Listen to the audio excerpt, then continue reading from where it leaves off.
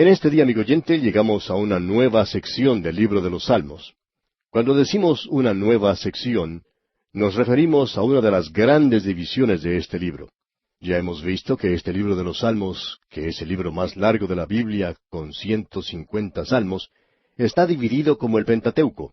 Tenemos una sección de Génesis, otra de Éxodo, de Levítico, de Números y Deuteronomio. Y ahora nos encontramos en la sección de Deuteronomio. Pero a través de toda la lectura de este libro de los Salmos, nos hemos dado cuenta que estas grandes secciones se subdividen a su vez en grupos más pequeños y que existen pequeñas series a través de ellas. Algunas veces son simplemente 2 o 3 salmos, mientras que en otras ocasiones serían una media docena o más de ellos. Llegamos pues ahora con el Salmo 120 a una de estas series mencionadas. Lo que tenemos ante nosotros es un grupo de 15 salmos, comenzando con este Salmo 120 y hasta el Salmo 134. Se llaman cánticos graduales. Estamos seguros que eso es lo que dice su Biblia.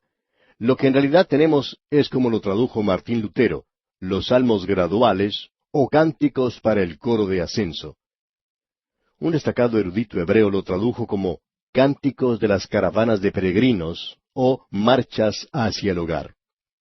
Estos 15 salmos eran salmos para los viajes y eran utilizados, creemos, de dos maneras diferentes.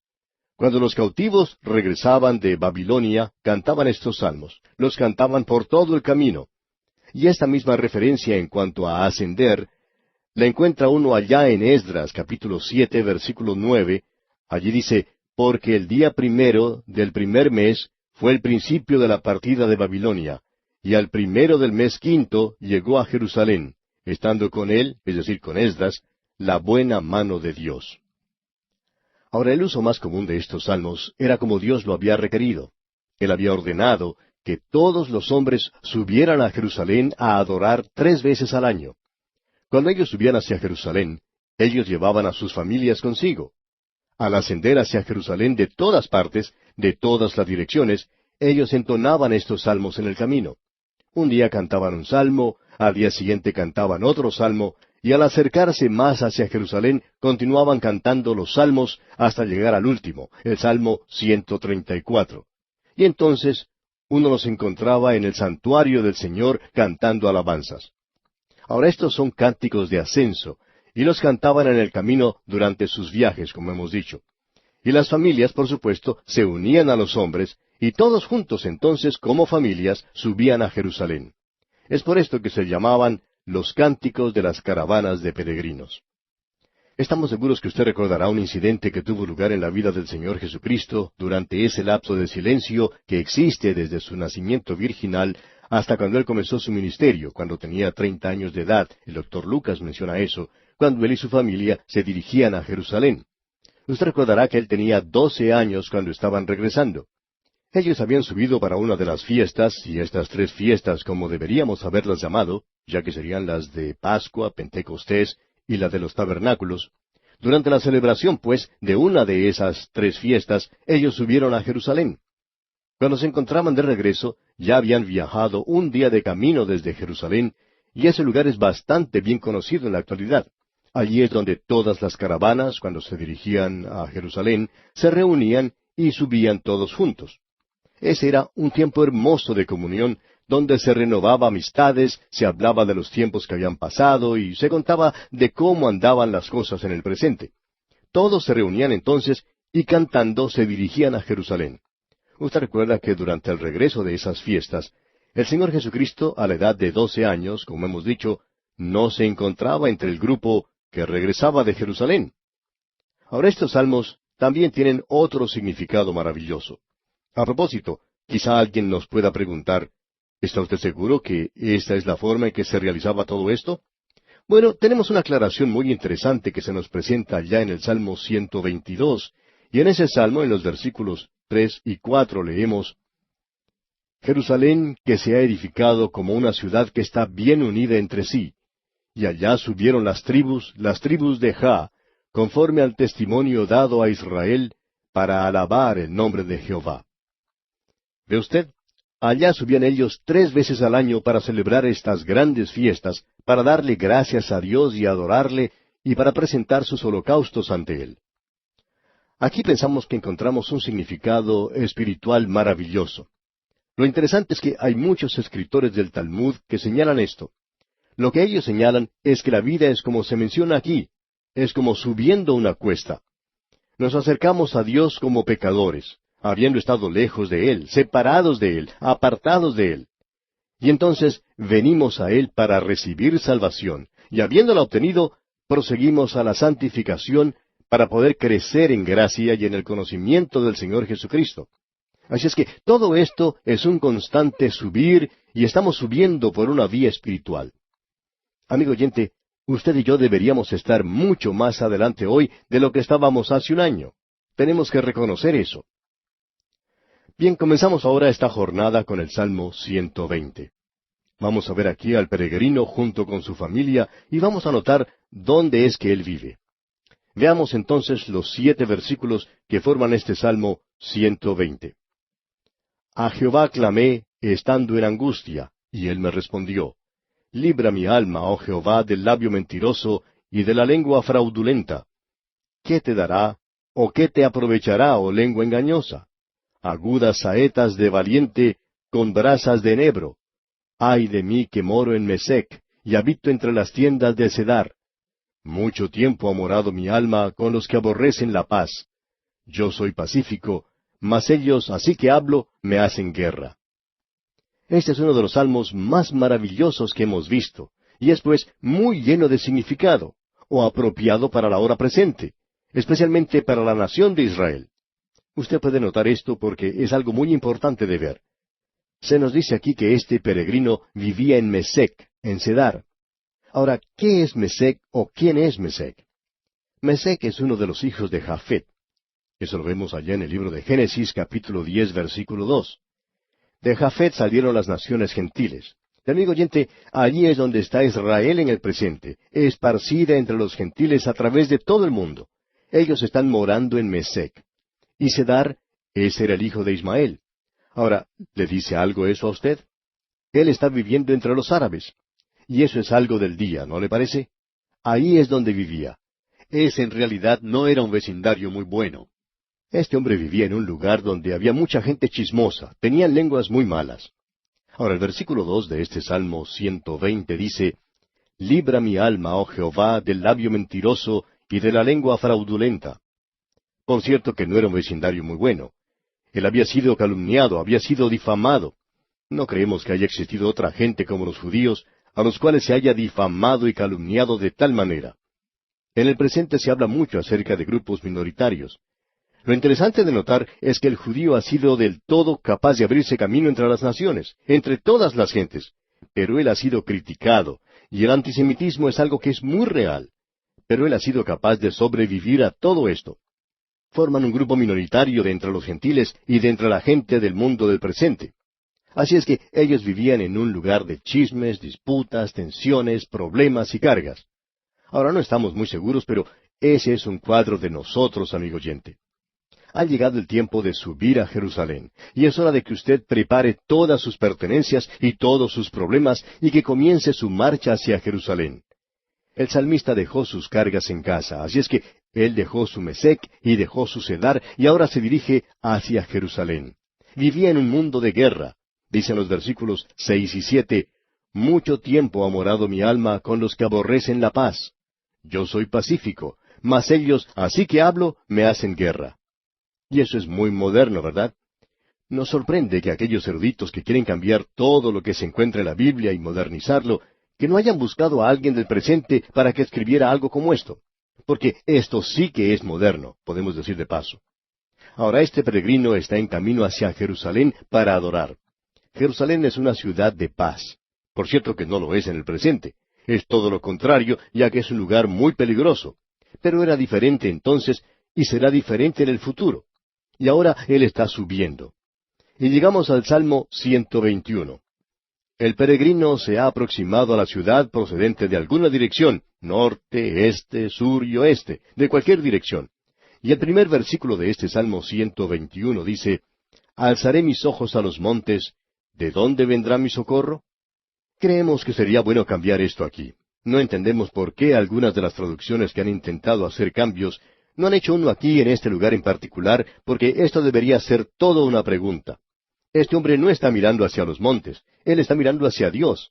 ¿Alzaré mis ojos a los montes? ¿De dónde vendrá mi socorro? Luego la respuesta la encontramos en el versículo 2, que dice, Mi socorro viene de Jehová, que hizo los cielos y la tierra. Usted puede apreciar, amigo oyente, que el peregrino se está acercando a Jerusalén, y de cualquier dirección que uno se acerque a Jerusalén, amigo oyente, usted va a llegar allí a través de los montes y montañas. Varias personas que han visitado la ciudad de Jerusalén y se han acercado a ella por el norte, o por el sur, por el este, o por el oeste, dicen que de cualquier manera uno tiene que pasar a través de los montes. De modo que, de cualquier dirección que uno se aproxime a la ciudad de Jerusalén, uno se acerca a la ciudad por los montes. Así es que este hombre ahora está a la vista de las montañas de Judea, y al encontrarse en las montañas de Judea, él puede observar los lugares donde los paganos adoran sobre las montañas, y allí es donde ellos colocaban sus altares. Él dice, ¿alzaré mis ojos a los montes? ¿De dónde vendrá mi socorro? No viene de esa dirección, y eso creemos es algo importante de notar. En relación con esto, queremos leer lo que dice allá Jeremías en el capítulo 3 de su libro, versículo 23. Dice Jeremías, Ciertamente vanidad son los collados y el bullicio sobre los montes. Ciertamente en Jehová nuestro Dios está la salvación de Israel. Esto es lo que ocurre con este peregrino al acercarse a la ciudad de Jerusalén. Luego dice en la primera parte del versículo 3 de este mismo salmo, el Salmo 121, No dará tu pie al resbaladero. La palabra aquí en realidad debería ser tambalear.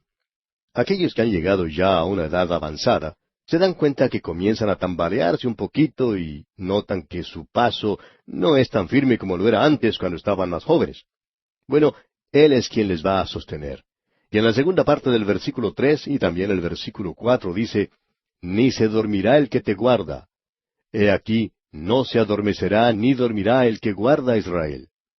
Sería conveniente aquí leer los versículos 3 al 8 para comprender esto mejor. Leamos estos versículos.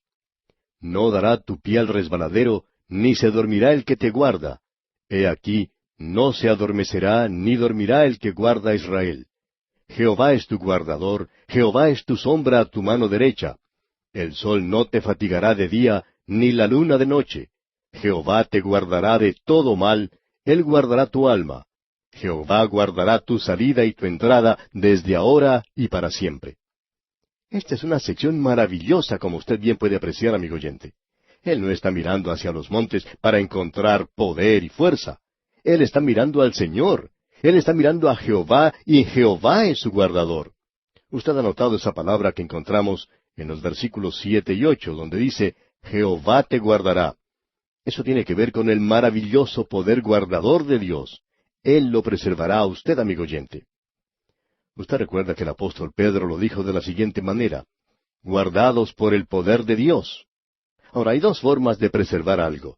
En lo que se relaciona a las frutas y a los vegetales, uno lo puede hacer utilizando azúcar o vinagre.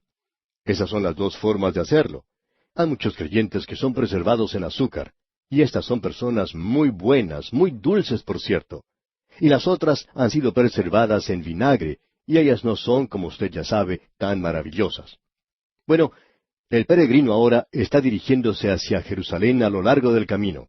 Y allí se encuentran esas montañas. El monte que se encuentra allí es el Monte de los Olivos. También está el Monte Sión. Él ha formado su campamento a lo largo del camino, ya que en ese entonces no se encontraban los lugares de hospedaje que existen en el presente. Así es que simplemente acampaban a lo largo del camino. Y estos peregrinos están mirando hacia Jehová para que Él los guarde.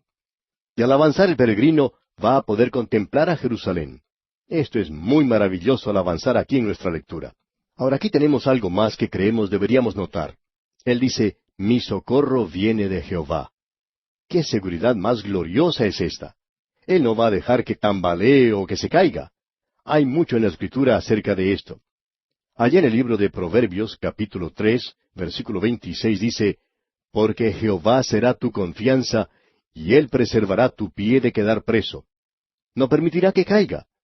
En el Salmo 37 ya hemos visto que dice en el versículo 24, Cuando el hombre cayere, no quedará postrado, porque Jehová sostiene su mano. Y Él nuevamente dijo en otra parte, Él guarda los pies de sus santos. Maravillosos estos versículos. Y usted también ha notado que Él lavó los pies.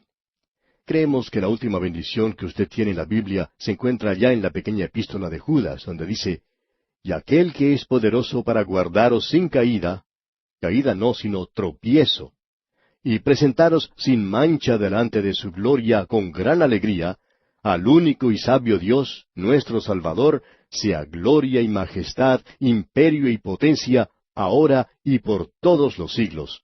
Amén. Eso lo encontramos allá en los versículos 24 y 25 de la pequeña epístola de Judas. Él es quien puede cuidarnos, amigo oyente. Él es quien cuida a Israel. Y Él es quien cuida a los suyos en el presente. Y usted ha notado que Él los cuida de día y de noche. Él no se adormece ni duerme, ni el sol ni la luna nos puede fatigar. Es decir, que estos peregrinos subían en ciertas temporadas, y el sol en esa época era muy caliente, y Él los cuidaba del calor. Pero ¿qué podemos decir de la luna de noche? Ahora alguien quizá diga, bueno, yo no creo en eso. ¿Lo cree usted? Bueno, amigo oyente, no sé qué decir. Usted sabe que de la palabra luna viene la palabra lunático. Y puede que la luna haga volver loca a mucha gente. Ahora alguien quizá nos diga, bueno, la luna no nos afecta a nosotros. Bueno, afecta a las mareas del océano. No estamos muy seguros. Pero quizá usted ha visto algunas parejas de enamorados que salen a pasear a la luz de la luna, y el efecto de la luz de la luna es algo sorprendente. La luna, amigo oyente, tiene influencia sobre usted. Ah, pero Él lo puede cuidar, y Él puede cuidarlo a usted, amigo oyente, ya sea de los rayos del sol o la luz de la luna. Este es un salmo realmente maravilloso. Seguimos ahora adelante y tenemos el Salmo 123. Él ya se está acercando a Jerusalén. Este salmo ha sido llamado el Ojo de la Esperanza. Notemos lo que dice en el primer versículo. A ti alcé mis ojos, a ti que habitas en los cielos. Él expresa con claridad aquí que Dios no está dentro de una caja en Jerusalén, y que el erudito ha estado equivocado cuando dijo que Israel pensaba que Dios moraba en un pequeño templo en Jerusalén. Él deja bien en claro aquí que no creía eso. Él dice en el primer versículo, a ti alcé mis ojos, a ti que habitas en los cielos. Y Él es el Creador. Y dice en el versículo 2 de este Salmo 123, He aquí como los ojos de los siervos miran a la mano de sus señores, y como los ojos de la sierva a la mano de su señora, así nuestros ojos miran a Jehová nuestro Dios, hasta que tenga misericordia de nosotros. Nos preguntamos si nosotros miramos a Dios de esa manera. Cuando usted está trabajando para alguien, usted mira el reloj y mira a su patrón. Usted está siempre deseando estar seguro de que está trabajando cuando él lo está observando. Bueno, amigo oyente, ¿cuántos de nosotros vivimos como si Dios nos estuviera mirando, como si Dios estuviera observándonos todo el tiempo? Bien, Él lo está haciendo. El versículo 3 dice, Ten misericordia de nosotros, oh Jehová, ten misericordia de nosotros, porque estamos muy hastiados de menosprecio. Ellos han sido despreciados en el mundo. Se están acercando a Jerusalén. Están pidiendo misericordia y saben que son pecadores y que necesitan de la misericordia de Dios. No se han acercado a Jerusalén para darse palmaditas de felicitaciones. Dice aquí en el versículo 4, Hastiada está nuestra alma del escarnio de los que están en holgura y del menosprecio de los soberbios. Y ellos se encuentran ahora en Jerusalén, el ojo de la esperanza. Están mirando a aquel que mora en los cielos. Y nos preguntamos si nosotros nos estamos dirigiendo a mirar en esa dirección en el presente. Y así llegamos al Salmo 124, que es un salmo histórico. Se encuentra con la mirada en el pasado. El Salmo 123 tiene su vista fija en el futuro, la esperanza.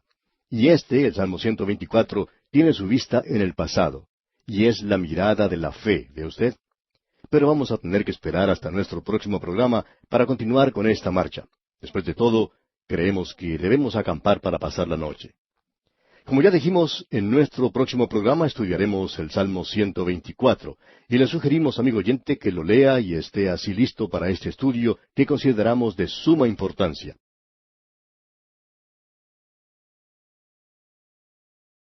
Continuamos hoy, amigo oyente, en este peregrinaje que hemos comenzado en el libro de los Salmos. Podríamos decir que estamos en el camino de regreso al hogar, Y estamos estudiando en este momento los salmos peregrinos. Los comenzamos, usted recordará, con el Salmo 120 y continúa hasta el Salmo 134. Así es que son 15 salmos peregrinos. En el Salmo 120 vimos que este hombre se encontraba angustiado en un tiempo de dificultad. Se encontraba en un lugar donde el vecindario era malo, donde la gente hablaba de él, donde se pronunciaba mentiras de parte de los vecinos. En realidad él estaba viviendo en una de esas villas miseria. Pero ahora él deja ese lugar, toma a su familia y se dirige hacia Jerusalén. En el Salmo 121, él puede ver las montañas de Judea. Y luego en el Salmo 122 puede ver a la ciudad de Jerusalén. Y aquí podemos apreciar a esa hermosa ciudad de Jerusalén. A ese lugar se están dirigiendo las tribus. Antes de seguir adelante, creemos que deberíamos decir unas palabras en cuanto a este Salmo 122. Este es en realidad un salmo milenario. Mira hacia el futuro. No creemos que esto haya tenido nada que ver con la reedificación de Jerusalén en el tiempo de Nehemías. Creemos que solamente tiene referencia hacia el futuro. Es un salmo muy hermoso cuando lo vemos como una profecía mirando hacia el futuro, hacia aquel día cuando todas las tribus se reunirán en Jerusalén. Aquí se nos presenta la pregunta, ¿dónde están las tribus que han desaparecido? Bueno, amigo oyente, esas tribus no han desaparecido. Hay quienes se llaman a sí mismos las 10 tribus perdidas y tratan de identificarse con Gran Bretaña y con aquellos de Norteamérica. Ahora, esto suena bonito, pero no hay nada de verdad en todo eso. No tiene ninguna base escritural. Notemos ahora lo que dicen los versículos 2 al 4 del Salmo 122. Nuestros pies estuvieron dentro de tus puertas, oh Jerusalén. Jerusalén que se ha edificado como una ciudad que está bien unida entre sí.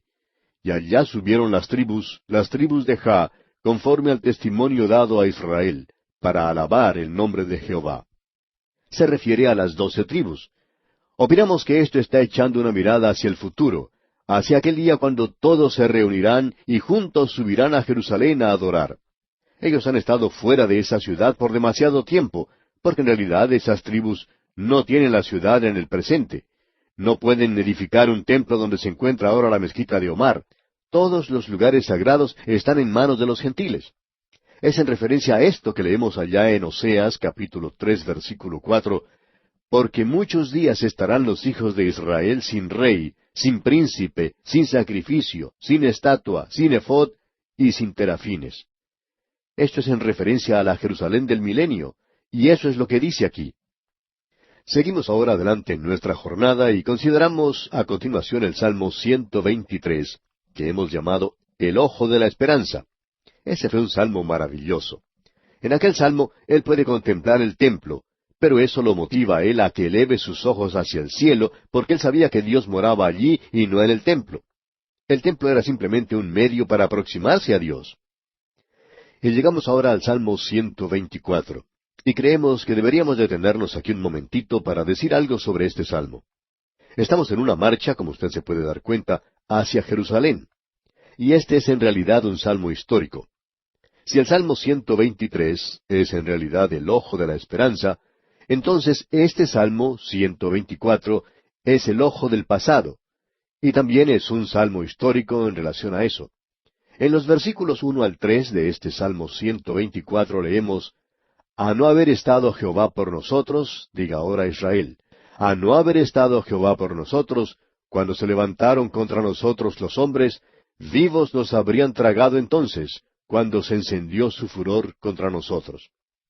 Es decir que, al observar ellos la historia, es obvio que Dios ha actuado en sus vidas y ha hecho posible que ellos lleguen hasta Jerusalén a adorar. Y ellos están dando gracias a Dios por eso. Y según el versículo 4 leemos, entonces nos habrían inundado las aguas, sobre nuestra alma hubiera pasado el torrente. Esas podrían ser las aguas del Mar Rojo, las aguas del río Jordán, o las aguas de las circunstancias en las cuales ellos se encontraron muchas veces. Así es que, dice en el versículo 8, nuestro socorro está en el nombre de Jehová, que hizo el cielo y la tierra.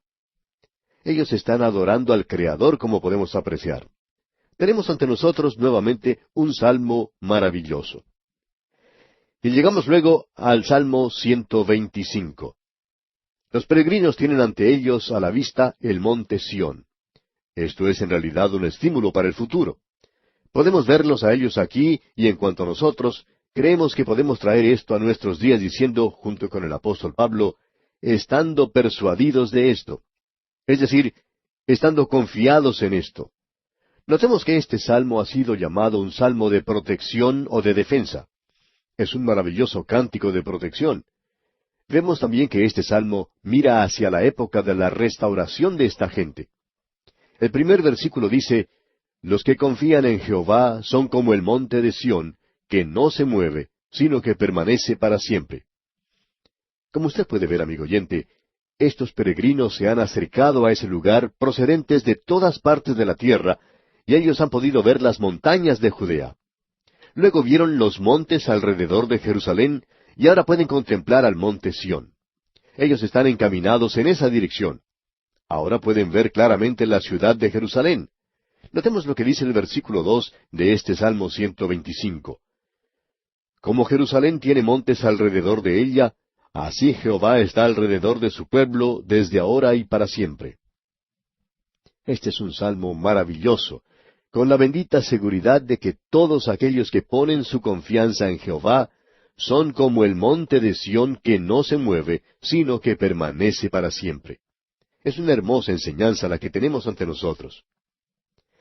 Seguimos avanzando ahora hacia adelante y hacia arriba, y llegamos al Salmo 126, donde tenemos la luz del sol y las sombras. Él llega a donde están los paganos y él quiere ser un testigo ante ellos. Podemos apreciar que aparentemente este salmo fue colocado aquí después de la cautividad. Es algo demasiado bueno para ser cierto de que él ha sido capaz de poder regresar a Jerusalén. Escuche lo que dice aquí el primer versículo del Salmo 126. Cuando Jehová hiciere volver la cautividad de Sión, seremos como los que sueñan. Era como un sueño para ellos, nosotros no lo podríamos creer. Luego los dos siguientes versículos, 2 y 3 de este Salmo 126, dicen, entonces nuestra boca se llenará de risa, y nuestra lengua de alabanza. Entonces dirán entre las naciones, grandes cosas ha hecho Jehová con estos. Grandes cosas ha hecho Jehová con nosotros, estaremos alegres. Ahora ellos quieren dar un testimonio al mundo, y ese es el cuadro que tenemos ante nosotros aquí. Luego podemos contemplar el Salmo 127, que es un crescendo poderoso. Llegamos aquí a la cumbre de este salmo. Uno sube tan alto como puede al monte Sión. Uno ya no puede seguir subiendo más arriba. Esto lo lleva hacia el cielo mismo. Y este es un salmo muy bueno para nosotros en el presente. Es un salmo que revela el sostén y apoyo que encontramos en Dios.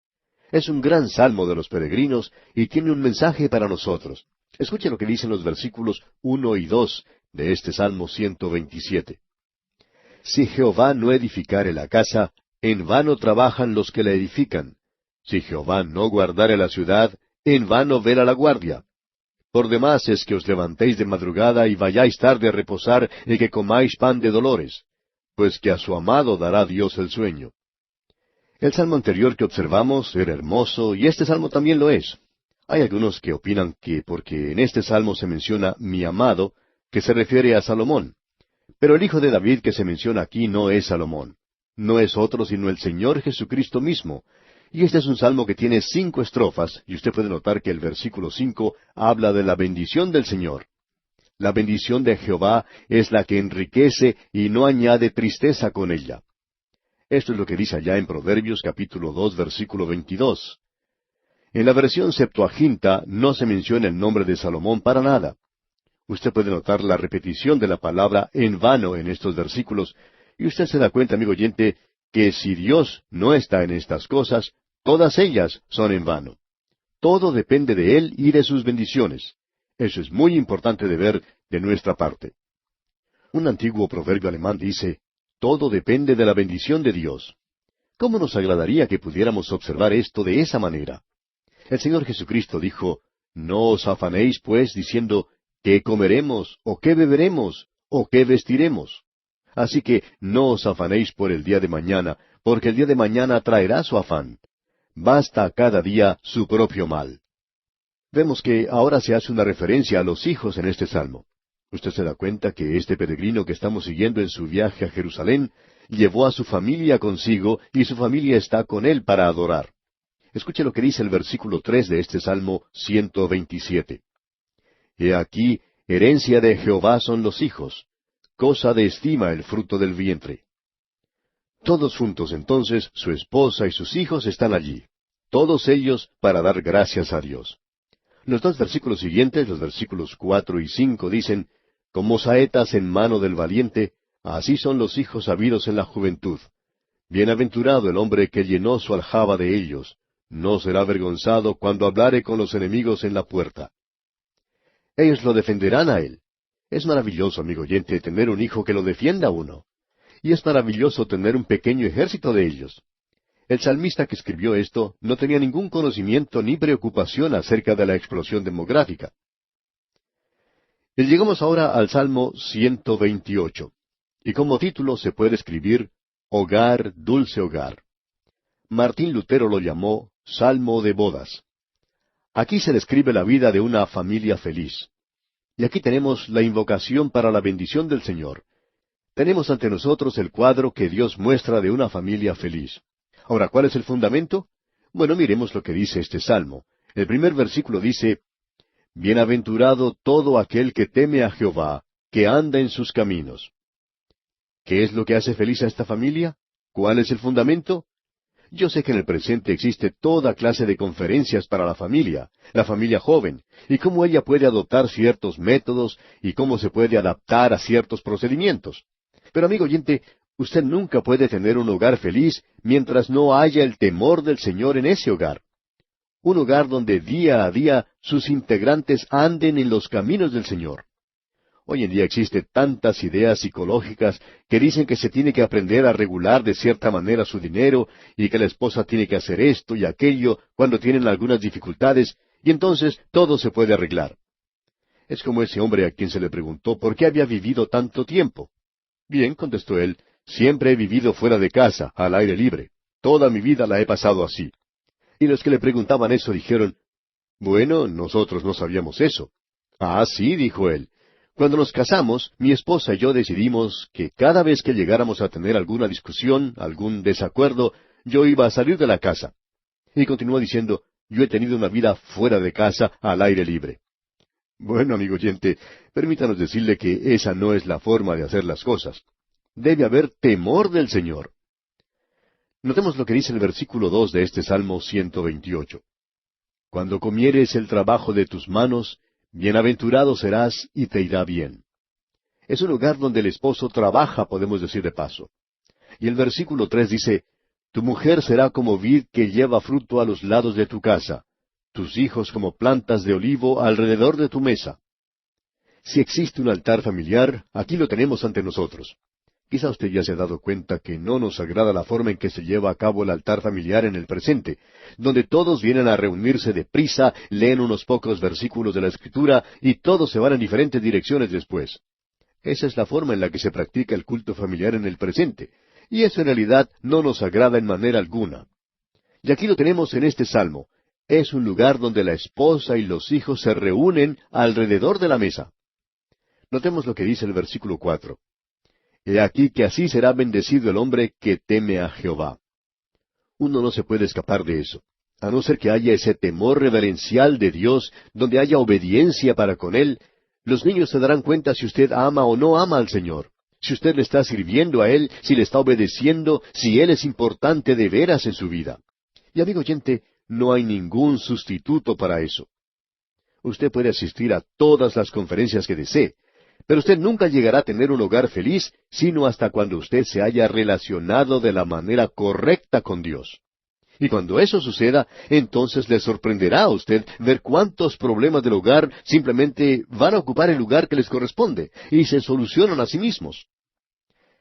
Ahora en los versículos 5 y 6 de este Salmo 128 leemos, Bendígate Jehová desde Sión, y veas el bien de Jerusalén todos los días de tu vida. Y veas a los hijos de tus hijos. Paz sea sobre Israel. Hay un dicho que es bastante interesante y que se ha hecho en referencia a este salmo que tenemos ante nosotros. Y quisiéramos comentarlo para que usted piense sobre lo que se dice, ya que es muy interesante. Dice, antes de la caída, el paraíso era el hogar del hombre. Después de la caída, el hogar era el paraíso del hombre. Y amigo oyente, puede ser el paraíso o todo lo opuesto a eso. Este salmo pequeño ante nosotros es algo realmente interesante. Y ahora llegamos al Salmo 129. Y aquí tenemos un cuadro de un Israel quemado, pero no consumido. ¡Qué cuadro el que tenemos aquí! Dios le ha liberado y él se encuentra en Israel para adorar. Leamos los primeros dos versículos de este Salmo 129. Mucho me han angustiado desde mi juventud, puede decir ahora Israel. Mucho me han angustiado desde mi juventud, mas no prevalecieron contra mí. ¿Por qué? Porque Dios le había cuidado. Y el versículo 8 dice, ni dijeron los que pasaban, bendición de Jehová sea sobre vosotros, os bendecimos en el nombre de Jehová. De paso podemos decir que esto es algo hermoso que se puede incorporar en los negocios, no solo al hogar, sino en los negocios, el asunto de la religión del hombre y su relación correcta con Dios. Usted recuerda, allá en el libro de Ruth, cuando Booz llegó del campo, él se encontró con los segadores, y él les dijo, Jehová sea con vosotros. Y ellos respondieron, Jehová te bendiga. Uno no encuentra en el día de hoy a los obreros y los patrones hablando de esa manera los unos con los otros. Ahora el Salmo 130 ha sido llamado un Salmo Paulino. Y la razón para ello es que uno encuentra aquí algo que es maravilloso en realidad, y se trata de la profundidad. Hay varios salmos que son llamados de profundis, o sea, de lo profundo. Es un salmo paulino que habla de aquello que tiene que ver con la misericordia de Dios. Y habla de que Dios ha librado al hombre de las profundidades del pecado y de la muerte. Y no lo ha hecho basándose en las obras del hombre. Fue Martín Lutero quien dijo de los salmos lo siguiente. El Salmo 33, el 51, el 130 y 143 son salmos paulinos. Estos son salmos que nos enseñan que el perdón de los pecados es dado a todos aquellos que creen sin tener que hacer ninguna clase de obra de la ley. Este es un salmo maravilloso. Leamos los primeros 3 versículos. De lo profundo, oh Jehová, a ti clamo. Señor, oye mi voz. Estén atentos tus oídos a la voz de mi súplica. Si mirares a los pecados, ¿quién, oh Señor, podrá mantenerse? Y permítanos decirle, amigo oyente, que gracias a Dios, Él no nos va a juzgar según nuestras iniquidades. Si Él hiciera eso, entonces estaríamos de veras perdidos. Es por medio de su misericordia. En los versículos 4 al 6 dicen, Pero en ti hay perdón, para que seas reverenciado. Esperé yo a Jehová, esperó mi alma. En su palabra he esperado. Mi alma espera a Jehová más que los centinelas a la mañana, más que los vigilantes a la mañana. Al llegar ahora al Salmo 131, vemos que es otro salmo que contiene maravillosas enseñanzas. El primer versículo dice, Jehová, no se ha envanecido mi corazón, ni mis ojos se enaltecieron, ni anduve en grandezas, ni en cosas demasiado sublimes para mí. Este es un salmo de David, y es un salmo muy importante de notar, ya que nos revela la simplicidad infantil y la humildad de este hombre David. Usted recuerda que la hija de Saúl, Mical, fue dada como esposa a David, y que ella lo despreciaba por la forma en que él se dirigió al tabernáculo, y él contestó, voy a hacer mucho más que eso. Me voy a humillar a mí mismo, me arrojaré en el polvo ante Dios. Y usted debe recordar, amigo oyente, que él era el rey. ¡Qué cuadro el que tenemos aquí! ¡Qué cuadro más glorioso! ¿Cuánto necesitamos usted y yo, amigo oyente, inclinarnos ante Dios en el día de hoy? Hay muy pocos de nosotros que practicamos esto en el presente. ¿Cuándo fue la última vez que usted se postró delante de Dios, amigo oyente? Opinamos que eso puede ser uno de los mejores ejercicios que usted pueda practicar en el presente. Le va a ayudar espiritualmente y quizá le ayude físicamente también. Y aquí nos detenemos porque nuestro tiempo ha llegado a su fin por el día de hoy. Retornaremos, sin embargo, en nuestro próximo programa, en la continuación de este estudio sobre el libro de los Salmos.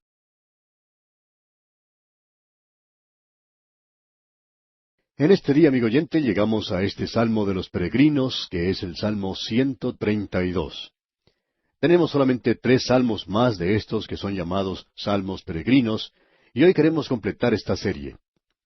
En el Salmo 132 que tenemos ante nosotros, vemos la confianza en la palabra de Dios, y nuevamente la promesa de Dios. Y podemos ver que lo que realmente es de suma importancia es la fe. De paso, debemos decir que este es un salmo mesiánico. Es en realidad un salmo maravilloso. Ahora, siempre ha habido algo de discusión en cuanto al autor de este salmo. Es en relación con David, pero no creemos que David haya sido quien lo escribió, aunque este salmo ha sido atribuido a David. Algunos estudiosos, que realmente son eruditos en las Escrituras, señalan sus dudas al respecto. Uno de ellos, Dalek, dice, esto está de acuerdo con la forma de hablar que tenía Salomón. Y también Peroni dice, es algo muy natural que Salomón escribiera un cántico para tal ocasión, hablando de los primeros esfuerzos realizados por su padre para preparar la habitación para Jehová. Su creencia es que fue escrito por el rey Salomón, cuando el arca del pacto había sido llevada del tabernáculo que David había preparado para él, cuando la trajo a Jerusalén, y que ahora iba a ser llevada al templo que Salomón había construido.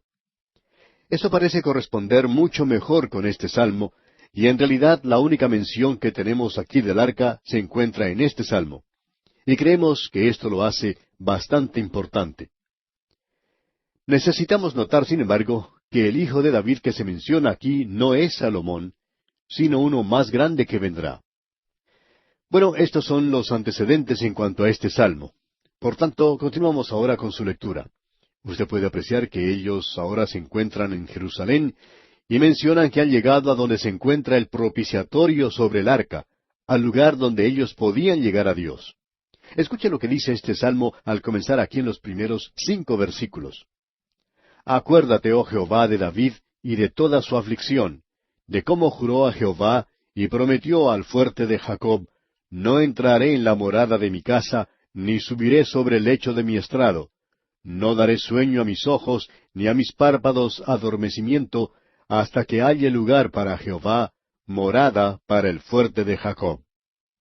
Usted recordará que allá en el segundo libro de Samuel, capítulo 7, se menciona que el deseo del corazón de David era el de construir una casa para Dios.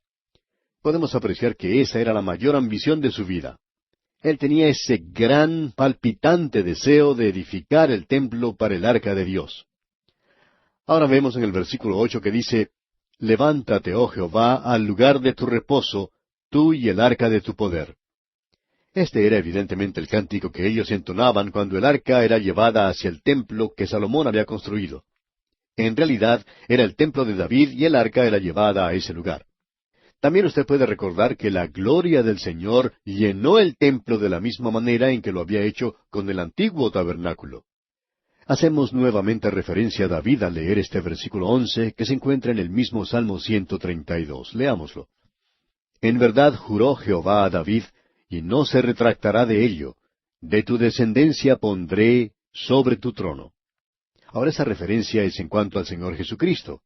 Quizá alguien pregunte, ¿puede usted estar seguro de eso? Sí, amigo oyente. Podemos decir eso porque sus hijos no lograron alcanzar un nivel espiritual muy elevado. Cuando estudiamos en los libros de Reyes y de Crónicas la descendencia de David, notamos que un pecador después de otro ocupaba ese trono. Muy pocos de ellos llegaron a ser buenos reyes, y solamente 5 pudieron ver un avivamiento que había llegado a la nación. Veamos ahora lo que dice el versículo 12 de este Salmo 132. Si tus hijos guardaren mi pacto y mi testimonio que yo les enseñaré, sus hijos también se sentarán sobre tu trono para siempre. Usted puede darse cuenta, amigo oyente, que ellos no cumplieron con esto. Y la razón por la cual ellos fueron sacados de su tierra, y la razón por la cual ellos fueron enviados a la cautividad en Babilonia, fue simplemente porque la descendencia de David había pecado. Pero eso no destruyó el pacto que Dios había hecho, que ellos iban a ser el fruto de su cuerpo, y que Él iba a ocupar su trono. A eso hace referencia el Nuevo Testamento, cuando comienza hablando en el libro de la generación del Señor Jesucristo, el Hijo de David. Ese es el Hijo de David del cual estamos hablando, y del cual estaba hablando este salmista. Escuchemos ahora lo que dicen los versículos 13 hasta el 15. Porque Jehová ha elegido a Sión, la quiso por habitación para sí. Este es para siempre el lugar de mi reposo. Aquí habitaré porque la he querido. Bendeciré abundantemente su provisión. A sus pobres saciaré de pan. Esa es una ciudad de la cual en el presente aún no se ha cumplido todo esto. Personalmente no deseo eso para nada. Al escalar hacia la cumbre del monte Sión en una oportunidad y al llegar a la cumbre y observando lo que se podía ver a su alrededor, un señor dijo, me pregunto si vale la pena haber hecho tanto esfuerzo para llegar a este punto. Y alguien que le escuchaba le dijo, bueno, me imagino que David y el Señor mismo pensaban que eso era así. Ellos podían apreciar algo que nosotros no vemos, lo que será en el futuro. Ahora el versículo 13 dice, porque Jehová ha elegido a Sión, la quiso por habitación para sí. Y eso es importante. Este es un salmo que ellos debían entonar cuando llegaran a ese lugar, porque ese era el lugar donde ellos deberían encontrarse con Dios, y él había expresado eso con toda claridad. Al llegar ahora al Salmo 133, vemos que este es un salmo de David. Es una joya preciosa. Es quizá un poco breve, pero muy hermoso. Creemos que este salmo ha sido llamado el Salmo de la Hermandad, y ciertamente es un salmo de comunión. Usted puede apreciar que este hombre no solo ha llegado a Jerusalén como peregrino con su familia, sus hijos, su esposa, ha llegado al lugar que Dios había elegido, sino que este hombre ahora se encuentra con sus amigos en este lugar y está pasando unos momentos hermosos de camaradería. Aquí no se forman esos pequeños grupos, esas camarillas. Hay muchas personas que en el día de hoy forman camarillas, y esa es la razón por la cual quieren ser un gran pez en un lago pequeñito, en vez de un pez pequeño en un gran lago. Hay muchas personas así. Eso explica en parte el porqué de algunas de esas camarillas que se forman en el presente en nuestras iglesias.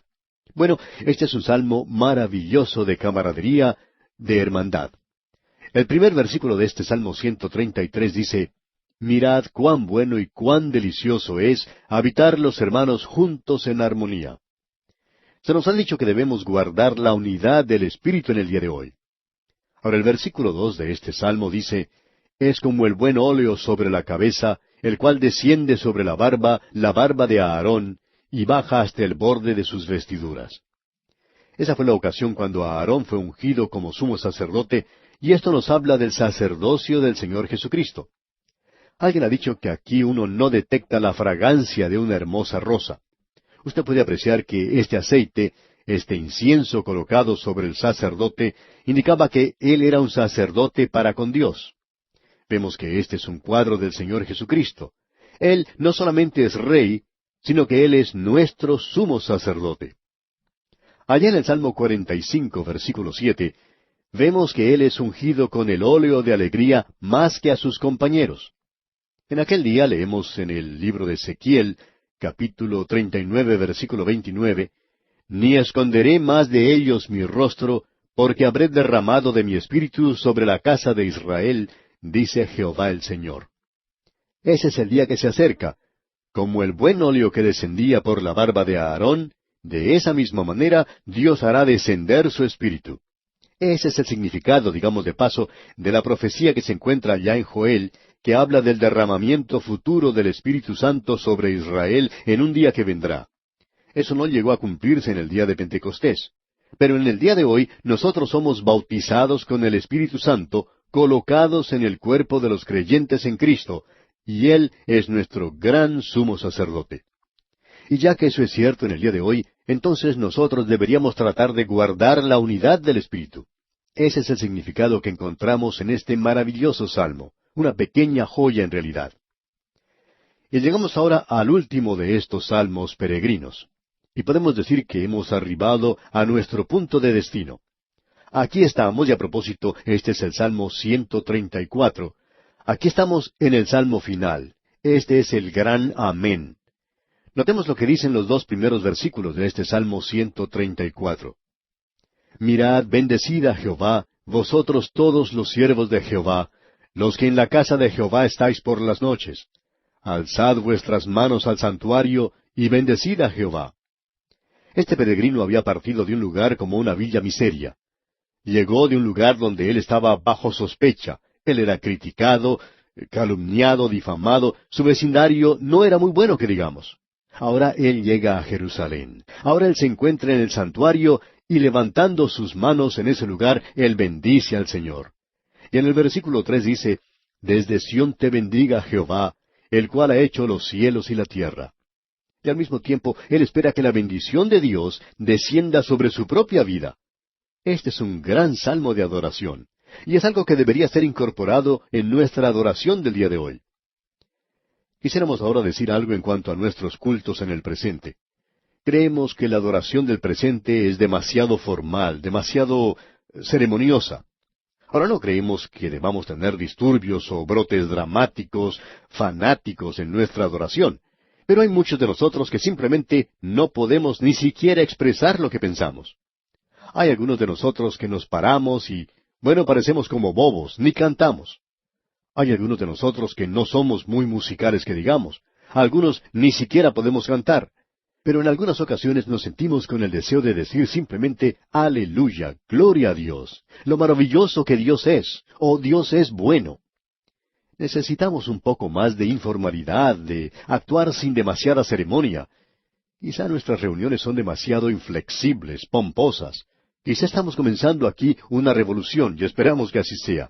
Pero este salmo es realmente maravilloso. Dejamos ahora los salmos peregrinos, y estos salmos en los cuales entramos ahora son salmos de alabanza. Y existe cierta similitud entre ellos, y probablemente vamos a destacar los puntos sobresalientes. Alabad el nombre de Jehová. Así es como comienza el Salmo 135. Este es un salmo aleluya. Este salmo finaliza en la nota de alabanza con la cual comienza. Este es un salmo que es un paréntesis, y este paréntesis es aleluya, al comenzar el salmo y al finalizar. Es un gran salmo de alabanza y es un llamado a la alabanza de Dios. Dice en los primeros 3 versículos, Alabad el nombre de Jehová, alabadle siervos de Jehová, los que estáis en la casa de Jehová, en los atrios de la casa de nuestro Dios. Alabad a Jah, porque Él es bueno. Cantad salmos a su nombre, porque Él es benigno. Usted sabe que nosotros no estamos diciendo suficientemente lo bueno que es Dios. ¿Le ha dicho usted alguna vez, amigo oyente, a alguien que Dios es bueno? Quisiéramos aprovechar esta oportunidad en radio y decir simplemente, Dios es bueno, y dejar las cosas allí, porque eso es realmente maravilloso. Dios es bueno, amigo oyente, y este es un llamado a la alabanza de Dios. Sigamos adelante ahora y leamos los versículos 6 y 7 de este Salmo 135. Todo lo que Jehová quiere lo hace, en los cielos y en la tierra, en los mares y en todos los abismos. Hace subir las nubes de los extremos de la tierra, hace los relámpagos para la lluvia, saca de sus depósitos los vientos. Dios es quien crea el clima, amigo oyente. No es alguna persona que está en la oficina meteorológica, ya que muchas veces hemos notado que dicen una cosa acerca del clima y luego resulta otra. La persona que trata de decirnos cómo será el tiempo el día de mañana no está en contacto con la oficina central, digamos. Él tiene ante sí algunos instrumentos científicos y puede estimar más o menos lo que puede suceder. Pero Dios es quien hace el clima. Él es el creador.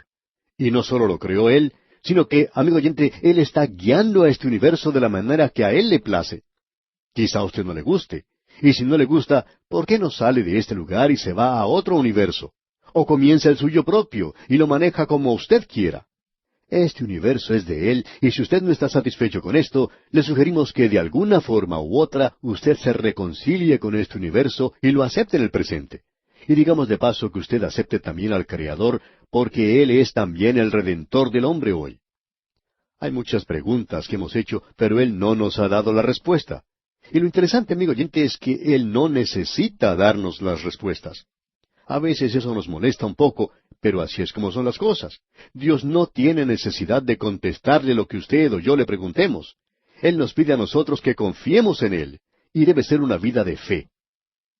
Ahora el salmista compara al Dios viviente con los ídolos. Leamos los versículos 15 al 18 de este Salmo 135. Los ídolos de las naciones son plata y oro, obra de manos de hombres.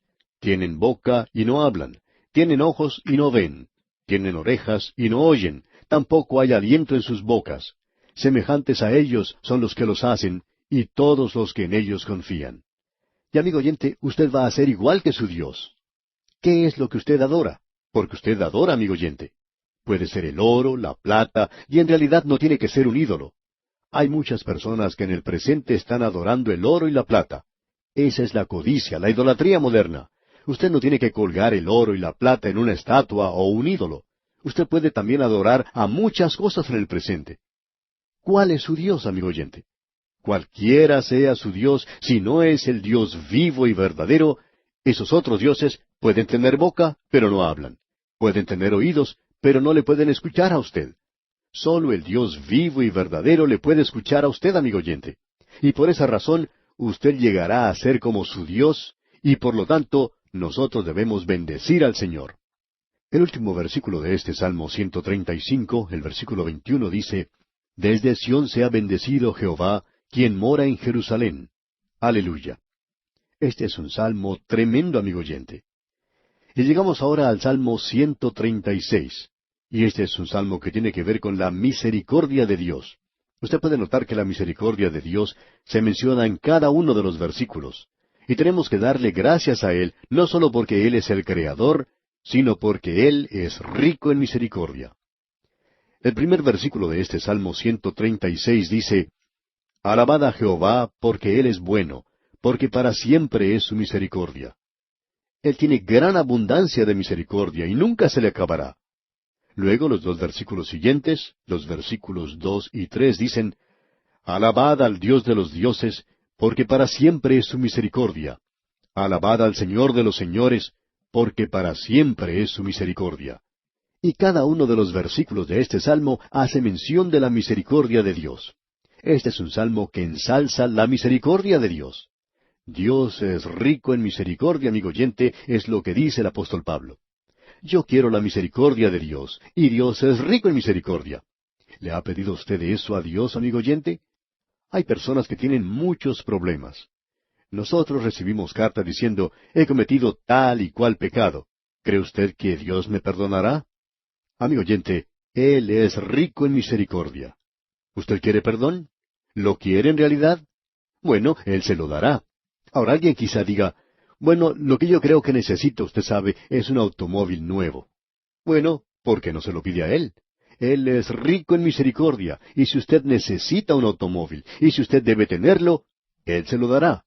Nuestro Dios es rico en misericordia, y esa es la forma por la cual Él trata con nosotros. Él nos trata según su misericordia.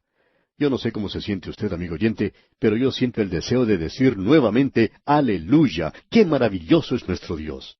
Y qué maravilloso es el Señor Jesucristo en el presente. Ah, amigo oyente, que usted aprenda a postrarse ante Él y adorarle. Él es digno de su adoración. Y cuando usted se postra ante Él, usted sabe que tiene que postrarse antes de levantarse. Entonces Él le elevará. Eso es maravilloso. Y así llegamos al final de nuestro estudio por el día de hoy.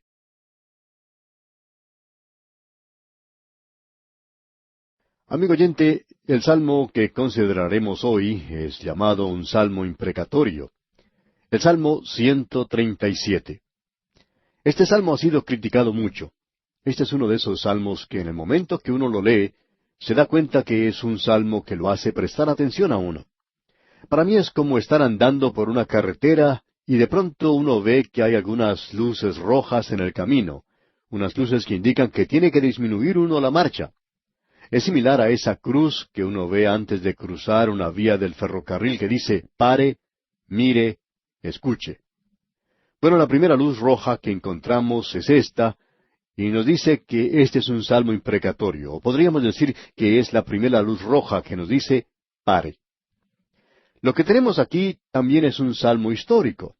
Y lo interesante de notar aquí es que ningún libro histórico nos dice nada acerca de la historia de los hijos de Israel cuando ellos estaban fuera de esa tierra. Después de entrar en la tierra prometida, después de nacer como nación en los ladrillales de Egipto, en el momento en que ellos salen de ese lugar, la Biblia no tiene información alguna sobre ellos. Esa es la razón por la cual entre el Antiguo y el Nuevo Testamento no tenemos ninguna información. No hay nada de lo que ocurrió en esos 70 años de cautividad. Jeremías, Ezequiel y Daniel nos dicen algo sobre ese período, pero no hay nada en los libros históricos. Hay pues una gran laguna, un vacío en lo que se relaciona con esa época. Para seguir la información de lo que ocurrió después de la cautividad en Babilonia, uno puede leer los libros de Esdras, Nehemías y Esther. Ahora uno puede mirar por una pequeña abertura, digamos, la tragedia de ese pueblo, y eso es lo que tenemos aquí en este salmo. Usted puede observar a los hijos de Israel en la cautividad en Babilonia. Esto es, por así decirlo, un punto de vista a vuelo de pájaro de la vida desesperanzada por la cual ellos pasaron durante su cautividad. No se registra aquí la experiencia trágica y tierna, el odio amargo y el amor profundo que se encontraba en sus corazones. Uno puede colocar el oído a la puerta de este salmo y escuchar los sollozos que salen de sus almas. Esta es la primera luz de advertencia que nos dice que nos detengamos. Luego, la segunda luz es la que nos dice que miremos. Recuerde, pare, mire. Leamos el versículo 4 de este Salmo 137, que dice, ¿Cómo cantaremos cántico de Jehová en tierra de extraños? La pregunta que aquí se presenta no tiene respuesta. Hay muchas preguntas como esa. Es como hacerle una pregunta a un hombre debilucho. ¿Todavía está golpeando a su mujer? Usted no puede responder eso. Tampoco puede responder la pregunta que tenemos aquí ante nosotros, como veremos más adelante. Y luego, la tercera luz que encontramos en esta serie de advertencias nos dice que pare, mire y ahora escuche. Este es un salmo imprecatorio. Tenemos aquí una oración, un deseo, un pedido de venganza que ha provocado que aquellos críticos de esta porción se pongan muy contentos. Ellos dicen que esto no puede pertenecer a la palabra de Dios. Leemos aquí en el versículo 9, Dichoso el que tomare y estrellare tus niños contra la peña. Uno puede acogerse a la posición de la crítica y rechazar este salmo. Hay muchas personas que hacen eso. Ellos dicen, bien, yo creo en la Biblia, la palabra de Dios, pero este salmo no me gusta y por tanto no lo acepto. Esa es generalmente la posición que toma la alta crítica. Hay algunos en el día de hoy que se llaman a sí mismos creyentes y que usan el mismo método. Es un método insostenible, digamos de paso. Una posición insostenible que usted no puede mantener lógicamente. Es un punto de vista que no tiene ningún sentido. Es como ese pobre muchacho al que le faltaba un poquito de entendimiento y se unió a un vecino para comprar una vaquita. Cuando compraron juntos esa vaquita, su vecino le dijo, tú te haces cargo de la parte delantera, esa es la mejor parte, y yo me hago cargo de la parte posterior. Y este pobre muchacho, quizá un poco sencillo, tonto, pensó que eso era algo bueno. Pero después de algún tiempo él se dio cuenta que había cometido una equivocación. Él tenía la parte de la vaca que había que alimentar, mientras que el otro amigo tenía la parte de la vaca de donde podía conseguir la leche. Existe la idea en el día de hoy que uno puede acercarse a la palabra de Dios y tomar la parte que uno quiere y dejar lo demás. Pero, amigo oyente, uno no puede tomar esa posición. Y luego existen aquellos otros que dicen que creen en la palabra de Dios de tapa a tapa, pero que en realidad ignoran su contenido. Una de las críticas que se ha hecho contra el fundamentalismo, y opinamos que es válida en muchos casos, es el que nosotros somos antiintelectuales. Me ha sorprendido mucho ver en el ministerio la ignorancia que existe entre mucha gente, ya sean ministros o laicos. Usted sabe que hay más de una forma de negar la palabra de Dios. Uno puede simplemente actuar como si no fuera la palabra de Dios. La forma de hacer eso es dejando de leerla o estudiarla. Si es la palabra de Dios, amigo oyente, entonces es el libro más importante que existe en este mundo. Es mucho más importante que los periódicos, más importante que la televisión, y es más importante que cualquier otro libro, si es la palabra de Dios. Estamos negando eso porque prácticamente la estamos rechazando de nuestra vida diaria. Ahora, la otra posición que podemos tomar es que la creemos e intentamos determinar lo que quiere decir. Y con esta clase de introducción quisiéramos que usted y yo echemos una mirada a este maravilloso salmo. Pare, mire y escuche. En los primeros 2 versículos de este salmo tenemos la experiencia principal de esta gente. Luego en los versículos 3 y 4 tenemos la experiencia crítica, y en los versículos 5 al 9 tenemos la experiencia culminante de esta gente. Se cree que fue escrito, no sabemos quién fue el autor, pero se cree que fue escrito por alguien que estuvo en la cautividad, uno de los cautivos que fue llevado a Babilonia. Hay otros que opinan que fue un anciano que regresó luego del edicto de Ciro. Él regresó a Jerusalén y luego echó una mirada hacia esos 70 años amargos que había pasado en cautiverio. Bueno, podemos decir que fue escrito por alguien que fue un cautivo, de eso estamos seguros. Ahora, ¿quién fue? No lo sabemos. Echemos pues una mirada a este salmo, ya que eso es lo importante. Dice en la primera parte del versículo 1, junto a los ríos de Babilonia. Esa es la ubicación de esta gente, podemos decir que ese es el escenario. Esta gente se encuentra junto a los ríos de Babilonia. Ellos han viajado desde Jerusalén hasta ese lugar. Sabían algo de que habían nacido detrás de los muros de Egipto y ahora se encuentran en esclavitud en Babilonia. Salieron de la tierra de José y fueron a parar a las villas miseria de Europa. Pero la pregunta que se presenta es, ¿qué están haciendo allí? ¿Por qué han salido de la tierra prometida? Bueno, miremos eso por un momento. Dice, allí nos sentábamos. La condición de ellos es una condición de profunda melancolía, desesperados, desamparados, desanimados. Esa es su condición. Aquí en el versículo 1 de este Salmo 137 dice, junto a los ríos de Babilonia, allí nos sentábamos y aún llorábamos, acordándonos de Sión. Notemos esto que acabamos de leer. Llorábamos acordándonos de Sión. Ellos estaban abrumados por los pesares. Bueno, los salmos han sido dados como cánticos de alabanza y hemos estado observando eso, los cánticos de gozo. Pero este no es así. Aquí encontramos llanto y lamento. Hay un gran contraste entre Jerusalén y Babilonia. Su hogar se encontraba en Jerusalén y esa era una localidad hermosa ubicada entre las montañas. Ahora ellos se encuentran en las llanuras de Babilonia, sentados al lado de un canal de irrigación, y este versículo primero dice, junto a los ríos de Babilonia, allí nos sentábamos y aún llorábamos, acordándonos de Sión. Y ellos estaban recordando que habían llegado de Jerusalén. Notemos ahora que ellos no tenían ningún deseo de cantar. El versículo 2 dice, sobre los sauces en medio de ella colgamos nuestras arpas. Ellos no quieren cantar más. Notemos lo que tenemos aquí. Aquí es donde tiene lugar su experiencia crítica. El versículo 3 dice, y los que nos habían llevado cautivos nos pedían que cantásemos. Y los que nos habían desolado nos pedían alegría, diciendo, cantadnos algunos de los cánticos de Sión. Pero ellos habían colgado sus arpas sobre los sauces, esos instrumentos de alabanza. Usted sabe, amigo oyente, que en la actualidad hay muchos creyentes que han colgado sus arpas sobre los sauces. No tienen alabanzas para Dios en el presente. Cuando esta gente se encontraba en ese lugar, ellos eran un espectáculo bastante interesante para la gente de Babilonia, porque habían escuchado hablar de ellos. Así es que una de esas agencias de turismo llevaba a la gente para que en ese lugar los vieran.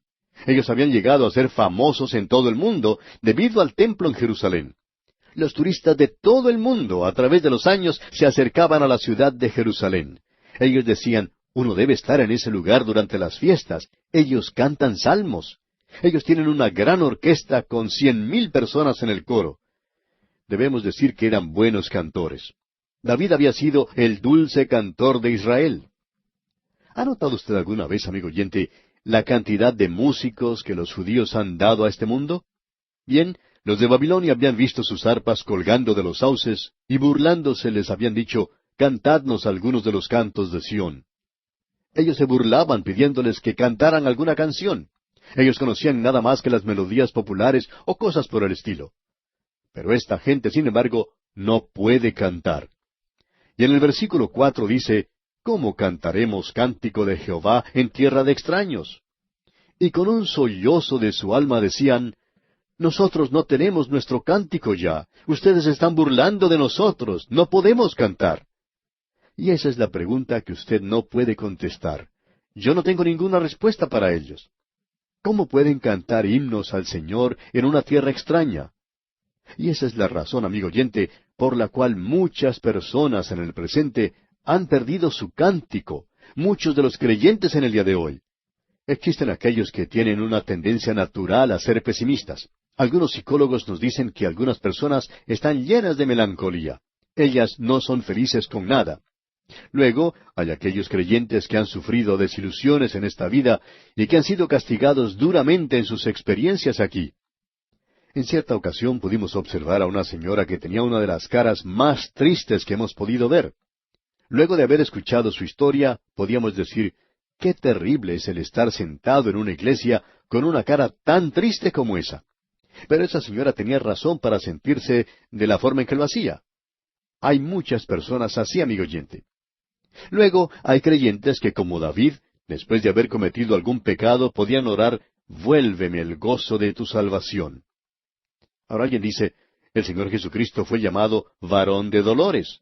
Sí, pero Él es quien ha llevado sobre sí la carga de nuestra pena y de nuestros dolores. Él no tenía nada de sí mismo. Fue a causa del pecado que esta gente fue a parar al lado de los ríos de Babilonia. Esa es la razón por la cual ellos estaban allí. Y esa era su condición. Ellos habían pecado, y porque habían pecado, se encuentran ahora junto a los ríos de Babilonia.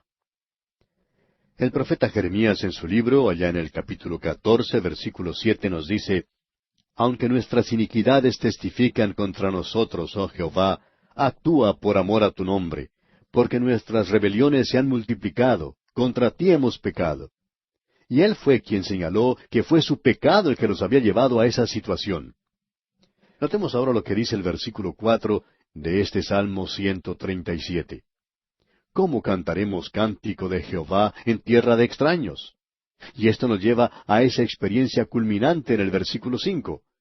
Si me olvidare de ti, oh Jerusalén, pierda mi diestra su destreza. Hay un rayo de esperanza. Ahora ellos hacen un voto de lealtad con Dios. Este es su arrepentimiento. Desde ahora en adelante, ellos le van a obedecer. Ellos quieren regresar a estar en la voluntad de Dios. Esa es la confesión que ellos hacen. Escuche lo que dice aquí el versículo 6. Mi lengua se pega a mi paladar, si de ti no me acordare, si no enalteciere a Jerusalén como preferente asunto de mi alegría. Note lo que ellos están diciendo aquí, amigo oyente. Aquí tenemos un clamor por justicia. El versículo 7 dice, Oh Jehová, recuerda contra los hijos de Edom el día de Jerusalén, cuando decían, arrasadla, arrasadla hasta los cimientos. Los edomitas fueron aquellos que se habían dedicado a alentar a los de Babilonia para que éstos destruyeran a Jerusalén. Y ahora esta gente está orando, oh Dios, recuerda eso. Y luego en los versículos 8 y 9 leemos, Hija de Babilonia la desolada, bienaventurado el que te diere el pago de lo que tú nos hiciste. Dichoso el que tomare y estrellare tus niños contra la peña. Esta es la ley de retribución. No seamos engañados. Dios no puede ser burlado, pues todo lo que el hombre sembrare, eso también segará. El Señor Jesucristo dijo, todos los que tomen espada, a espada perecerán. Usted debe comprender aquí, amigo oyente, la mente del israelita. El salmista había regresado a Jerusalén. Él había visto esos soldados brutales de Babilonia que habían llegado y habían tomado a sus niños, a esos pequeñitos tan tiernos, y los estrellaban contra las piedras, que ellos abrían los estómagos de las mujeres y todas esas otras cosas horribles que ellos habían hecho. Y como referencia, podemos informar que Ciro hizo lo mismo cuando él tomó a Babilonia. Créalo usted o no, amigo oyente, usted recoge lo que siembra. Y eso es lo que el salmista está pidiendo que tenga lugar. En el día de hoy escuchamos a la gente decir que nosotros somos más civilizados, que no somos como el Dios del Antiguo Testamento, que en el presente somos gente muy maravillosa y muy civilizada. Ni siquiera creemos en la pena capital. Creemos que somos personas buenas, dulces, amables. ¿No es cierto, amigo oyente? Pero esta gente civilizada y moderna es la que está utilizando la bomba atómica. Y cuando se arroja una bomba de esas, uno no se preocupa de lo que le pueda suceder a los niños, a las criaturas, a las mujeres, a los ancianos. Así es que antes de leer un salmo como este y encontrar supuestas fallas en Dios, en el Dios de la Biblia, amigo oyente, usted debe analizar su propio corazón. ¿Aprueba usted que se utilice la bomba atómica en el día de hoy? Hay muchas personas que harían hoy mismo una cosa como esa, la de arrojar una bomba atómica en un instante. Y no hace falta mucho para que algo como eso suceda. Debemos decir, amigo oyente, que este es un gran salmo. Este es un salmo que lo hace sentar a uno y notar que aquí dice mucho. Esto hará que usted analice lo que hay en su propio corazón. Este salmo, amigo oyente, revela que usted y yo estamos viviendo en un mundo grande, malo, y que los hombres no son tan civilizados como creen que son. Los hombres tienen el mal en sus propios corazones. Y el Señor Jesucristo nos dijo lo que sale del corazón del hombre y que allí no había ninguna cosa buena. Jeremías es el profeta que dice que el corazón del hombre es muy malvado. ¿Quién lo puede conocer? Solo Dios tiene un remedio para esa clase de problema del corazón. Este es un gran salmo, amigo oyente, y hemos dedicado bastante tiempo a él, porque en realidad lo merece. Llegamos ahora al Salmo 138, el cual es otro gran salmo, digamos de paso. En el salmo anterior habíamos visto a las arpas colgadas de los sauces.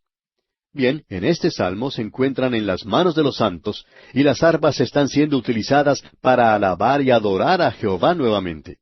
El remanente ha regresado a Dios.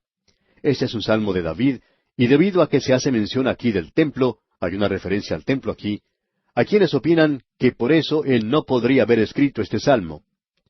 Bien, la palabra usada para templo bien podría ser tabernáculo. Y aparentemente es la clase de salmo que habla del tabernáculo y de los días de David. Se nos dice al mismo comienzo, y esto es parte del texto inspirado, que este es un salmo de David. Es un maravilloso salmo de alabanza y vamos a tener que esperar para estudiarlo y analizarlo hasta nuestro próximo programa. Pero antes, le recomendamos leer este Salmo 138 y estar así listo para su estudio en nuestro próximo programa.